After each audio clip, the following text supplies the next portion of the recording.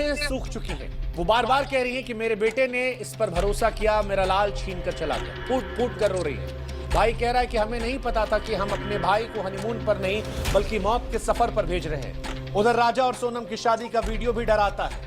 जिस तरह से राजा रस्में निभा रहा था, हंस रहा था, मुस्कुरा रहा था, मेहमानों के बीच अपनी दुल्हन को प्यार से देख रहा था, उसके बाद लोगों को शादी से डर लगने लगा है। लोग कह रहे हैं कि क्या मजबूरी थी, अगर लड़की को शादी नहीं करनी थी तो वो छोड़ सकती थी, परिवार से बगावत कर सकती थी, लेकिन शादी के 10 दिन के अंदर अपने पति को मारना कहां से जायज था। अगर आज से प्यार था तो वो भाग जाती, पति से तलाक ले लेती, लेकिन एक माँ का बेटा, एक बहन का भाई, एक परिवार का सहारा आखिर क्यों छीन लिया गया? क्यों शादी जैसे पवित्र बंधन को दागदार कर दिया गया? हालांकि ये घटना सिर्फ राजा की हत्या नहीं है, जैसा कि हमने पहले भी कहा कि ये उस भरोसे का कत्ल है जिसे हमने शादी का नाम दिया, क्योंकि आज प्यार, शादी, भरोसा, इन सब पर सवाल है। माँ बाप का दबाव, समाज का बोझ, लोग क्या कहेंगे, ये सोच जिंदगियां छीन रही है। सोनम की शादी जबरदस्ती हुई या नहीं, ये एक सवाल है, लेकिन जो रास्ता उसने चुना, धोखे का, साजिश का, खून का, वो किसी भी मजबूरी का जवाब नहीं हो सकता।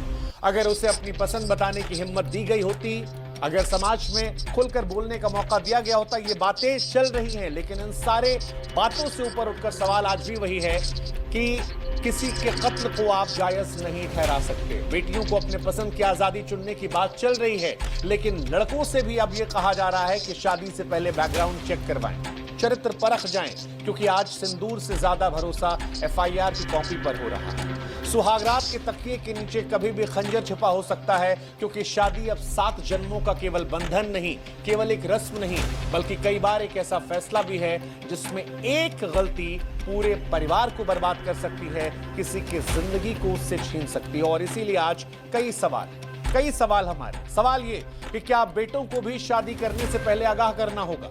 क्या प्यार अब प्रेम नहीं बल्कि बारूद का मुखौटा है? क्या ये घटना एक अपवाद मान ले, या इससे पहले मुस्कान और साहिल की वो कहानी जिसमें एक पति को ड्रम में पैक कर दिया गया था, उस कहानी से अभी भी हम निकले नहीं है। मेरठ की वो घटना आज भी डराती है कि कैसे काम पर गया कोई पति जब वापस लौटता है तो एक रात पहले वो अपने परिवार के साथ जश्न मनाता है, नाचता है, गाता है, और उसके बाद उसे मारकर ड्रम में पैक कर दिया जाता है।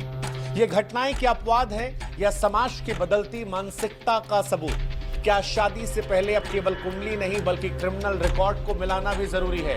और सवाल समाज से भी कि लोग क्या कहेंगे सोच ने क्या रिश्तों को साजिश का गठबंधन बना दिया है? ये सवाल बड़े महत्वपूर्ण है, क्योंकि राजा रघुवंशी अब इस दुनिया में नहीं है। उसका दर्द हर उस माँ बाप का डर बन गया है जो बेटी की शादी करते वक्त सोचते हैं कि उसका घर बस जाएगा। शादी जो जिंदगी की एक नई शुरुआत मानी जा रही थी, क्या मौत की नई राह मानी जाएगी?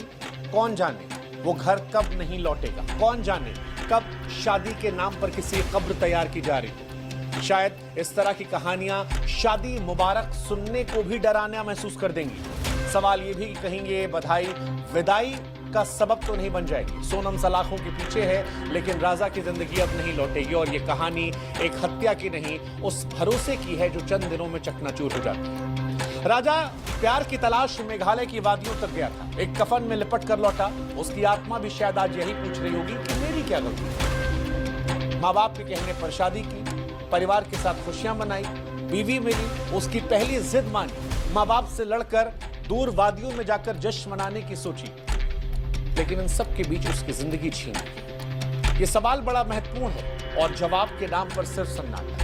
ये सन्नाटा अब समाज को तोड़ना पड़ेगा, नहीं तो न जाने कितने राजा अपने दुल्हन के हाथों मातम बनते जाएंगे। ये सवाल बड़ा महत्वपूर्ण है कि क्या बेटियों के साथ अब बेटों को लेकर भी माँ बाप को डरना पड़ेगा? ये सवाल डराता है। सवाल ये भी डराता है कि मुस्कान के साहिल और इस घटना में सोनम के राज कैसे औरतों को बहका ले जाते हैं, क्योंकि औरतों को लेकर एक मानसिकता ये भी है कि वो अपने माँ बाप के सामने खुलकर बात नहीं रख पाती। वो हमेशा निर्भर रहती। पहले माँ बाप उन्हें भावनात्मक तौर पर मजबूर कर देते हैं, और उसके बाद जब शादी हो जाती है तो अपने आशिकों के सामने वो भावनात्मक तौर पर मजबूर हो जाती है।